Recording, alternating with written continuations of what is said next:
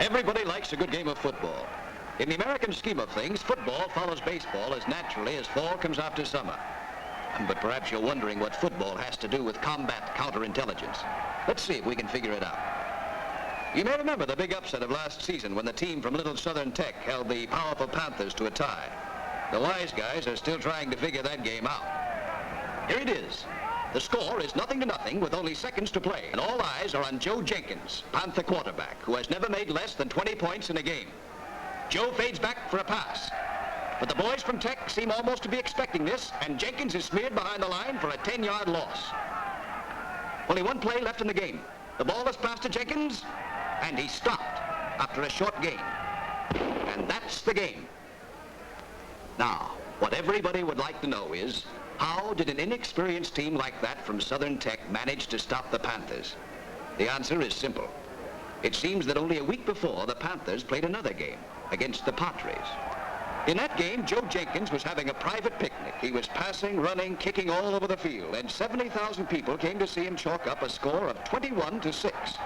Among those 70,000 high up in the grandstand sat a man with binoculars, a movie camera in his lap, and a little black book and pencil in his hand. Ever so often, he would scribble something in this little black book, and occasionally he would grind out some film with his movie camera. This man, as you probably guessed, was a scout, a football spy.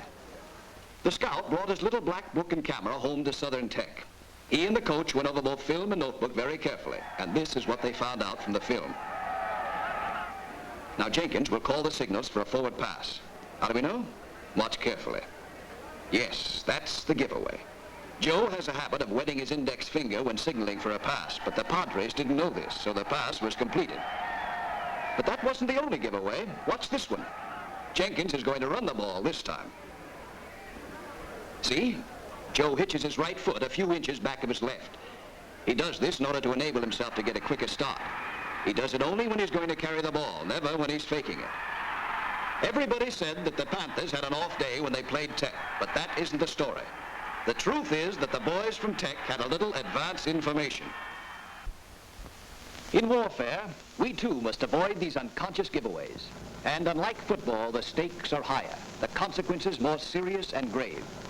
Each of you, as far as enemy intelligence is concerned, is a walking book of information. To drop your guard for a split second may cost you your life and the life of your fellow soldier.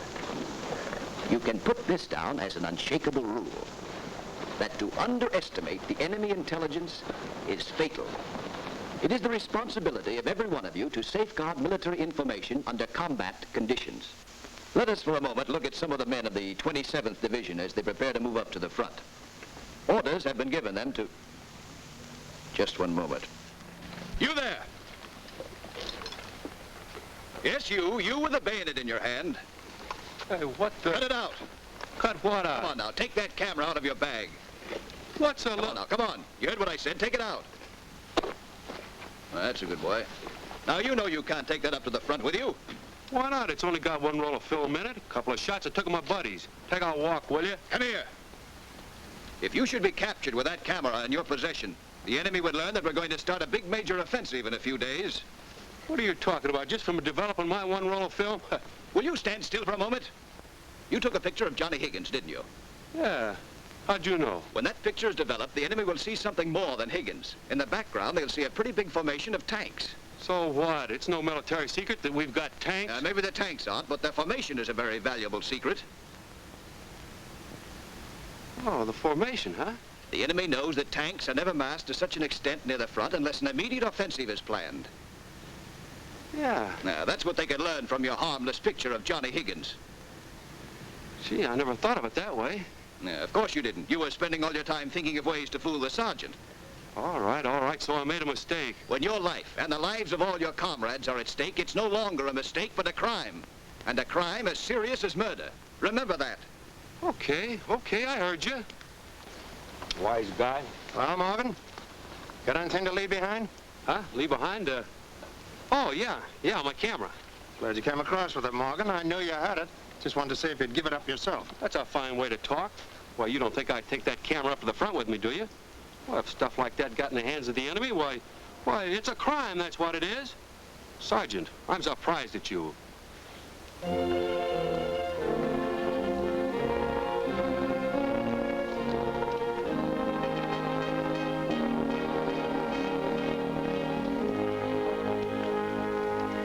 Johnson, have you got another diary for me? Oh, heck, Sergeant. This is the fourth one of these you've taken away from me. I just started this one. You know regulations, Johnson. These are all sent to rear echelon. You can get them back later. Yeah, but there's no secrets in here. I don't even know any secrets myself. I don't know about that. Let me have a look at that thing.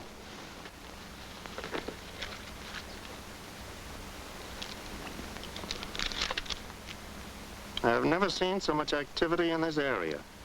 2 new outfits moved in last night, and everybody seemed to think that we will all be moving up soon.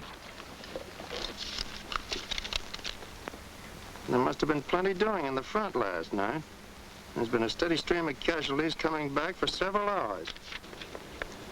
I understand we're going to have a new division commander, General Riley. I've been hearing a lot about him, and everybody seems pleased. You don't know any secrets. Well, if you were captured with this thing in your pocket, Johnson, the enemy would know as much about this side of the front as we do. Well, they could piece this information together with what they have. They'd know where our greatest strength is, who our officers are, and where our lines are weakest from casualties. It'd be a crime to take this into action. I'm sorry, Sergeant. Yeah, Sarge?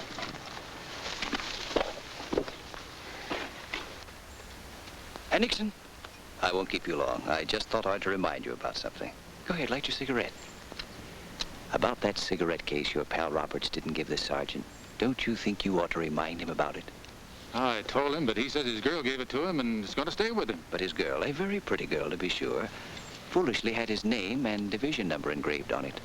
The enemy can use information like that. Oh, I told him about it, but he won't give it up. Then why don't you tell the sergeant? Oh, look, Bud, you got me wrong. I'm no squealer. You're a fool, Henningsen. Since when is it squealing to obey orders? All you men were told to turn in everything which shouldn't be carried into action. That means whatever you have and whatever you know anyone else to have. If that's squealing, then it's the kind that might save Robert's life for him. It's the kind of squealing Roberts ought to learn to appreciate. I'm sorry. I'd like to oblige, but I can't do anything like that. But I guess there are other ways. Talking to me? I wasn't, but I am now. Look, Robbie, I think you better turn that cigarette case into the Sarge till we get back. Huh, not on your life. But it's got our division number engraved on it. No can do. You heard me. Turn it in. Hey, what is this anyway? Now, look, Robbie, you wouldn't want me to beat you up on a nice sunny day like this, would you? I don't think you're kidding. Frankly, I'm not. Well, in that case, how can I do it with my neck in your hands? Hey, hey, Sarge! Sarge, you forgot to give you something.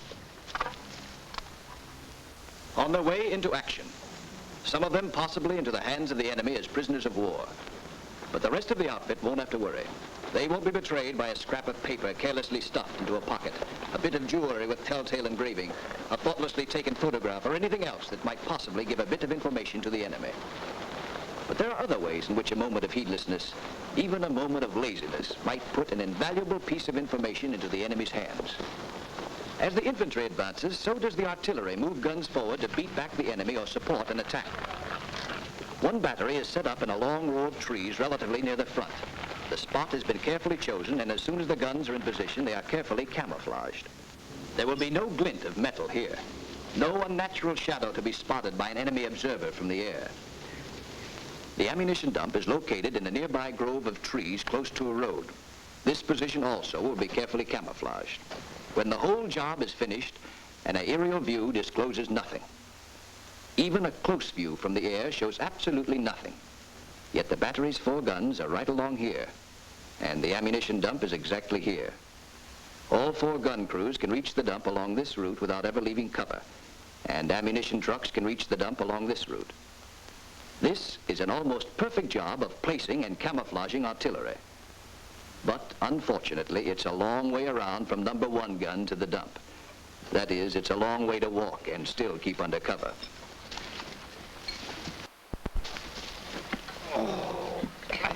Come on, Joe. We only got one more trip to make. Take it easy. I've walked 1,000 miles a day between here and that dump. It's not my idea. Come on, let's go. Well, if we have to, let's take a shortcut. I'm going to get across that field. Hey, wait a minute. You know the orders. We're supposed to stay under cover. Ah, don't be a sucker. There's nobody around this. See, give your legs a break. Come on. Oh, Joe. Come on.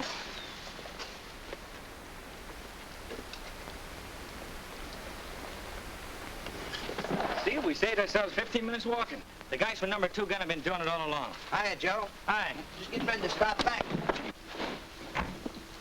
Oh, say, you can back your truck up under those trees and turn around. I should go through all that trouble. I can swing around the corner of the field here. So long. So long. Ah, quit your worrying, will you?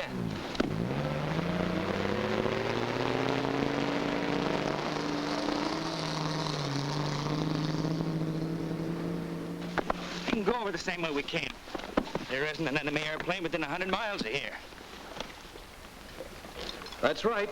There isn't an enemy airplane within 100 miles. Today. But tomorrow and the next day. There was nobody in sight when the enemy airplane did fly over. But that airplane did take pictures. The enemy always makes complete and periodical photographs of the area opposite its front. The picture taken today will be compared with one taken of the same area last week. At first glance, the two photographs seem to be identical. But a magnifying glass shows there have been several changes in the terrain since the first photograph was taken. This second picture shows a faint path from number 2 gun to the ammunition dump. It also shows another path where Joe took his shortcut, and it shows a track in the corner of the field where the driver turned around to save himself a few seconds. Enemy intelligence can deduce only one thing. Those paths must lead someplace. Between the times the 2 pictures were taken, something was moved into that row of trees and into that grove. The enemy doesn't have to see Joe. The enemy has already seen the track that Joe made, and that's enough.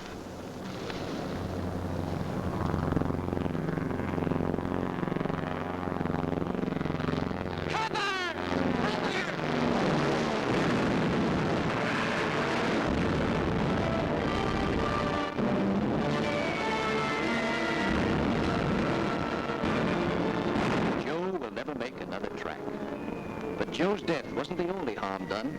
A battery of 4 guns was destroyed with all the crews. And the fact that that new battery had been moved into position gave the enemy a hint of the attack that the battery was supposed to support. The rules of camouflage discipline must be observed without question. Don't make unnecessary paths that will give away the position of something which has been properly camouflaged. Don't commit murder through carelessness. There were some men in the last World War who forgot these things. Hello. Yeah, there were lots of us that forgot. Most of us are here.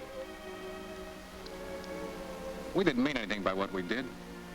We didn't sell information to the enemy. We didn't have any secret meetings with spies. We just forgot. I remember that spring of 1918 very well. The Jerry's had been having pretty much their own way in the San Marcel sector. And they just about cut our 23rd Division to pieces. So we were sent up to reinforce what was left of the outfit. Everybody knew we were going to have a big push someday soon. Well, word got around that we were going to move up in 2 days. So we decided to have our last chance at nightlife. I naturally headed for the nearest place to wet the inside of my neck. Giving information to the enemy was the furthest thing from my mind. But I had a few drinks, and I was pretty proud of my outfit. We've been waiting 3 weeks for a chance to get in a fight up here. Fight? You guys in the 49th wouldn't know a fight if you saw one. But we'll show you. You wait till the day after tomorrow when we get a real crack at those Jerry's. Say, we'll be into John Bray before they know what hit them. You'll see something from the 76, huh? How do you like that guy? I had a buddy there that night, a fellow from the 41st Infantry. He hadn't been in town 15 minutes before he found himself a girl. I don't even remember what her name was. But Tom didn't know there was anybody else in town. What's the matter? All of a sudden, you don't talk to me anymore. Nothing's the matter. I was just thinking, I guess. I may not be seeing you after tonight. Not seeing me? But I live so close here. We could see each other all the time. Yeah, I know, but I won't be here. You see, we're moving up in the morning. I'll be back, of course. But just in case, I'd like you to have something. I've carried it as kind of a good luck piece. Here.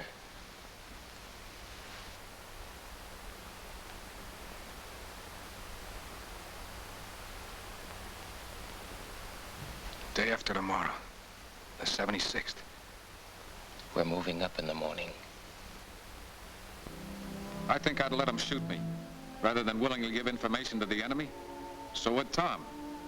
What? Well, I don't know how these things happen. I guess nobody ever does. But they do happen.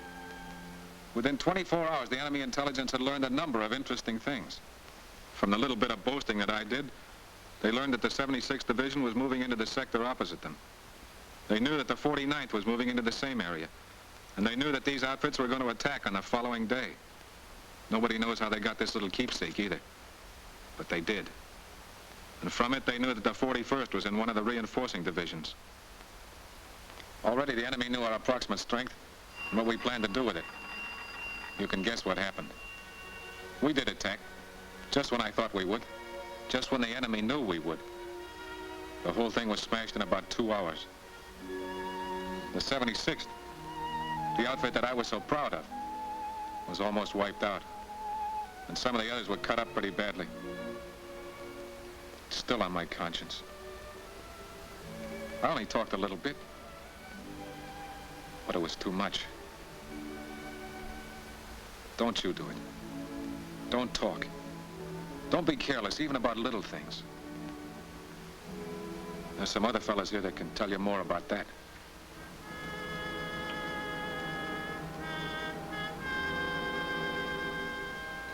There isn't much I can tell you that you don't know. I can tell you what happened to me. As usual, it was only a little thing. I just wanted my wife to know how I was getting along.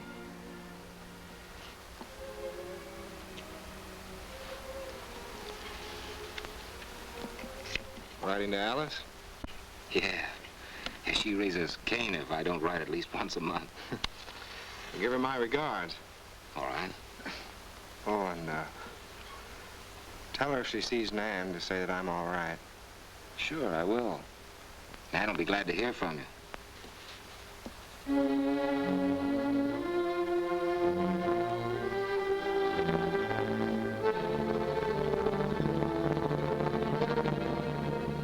That letter never reached Alice.